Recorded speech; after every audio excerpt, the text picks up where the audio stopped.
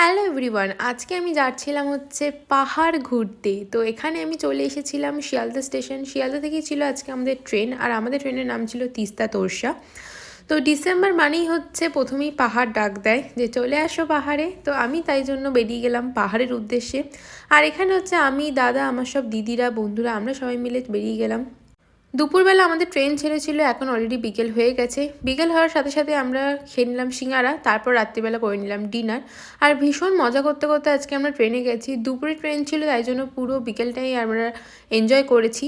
আর enjoy করতে করতে আজকে পুরো ট্রেনটাই আমাদের এভাবে সময় কেটে গেল। ভীষণই মজা হচ্ছিল, কারণ পাহাড় যাচ্ছি বলে কথা, তো আনন্দ তো হবেই। তো যাই হোক, আজকের ব্লগটা এটুকুনি, দেখা হচ্ছে পরের ব্লগে।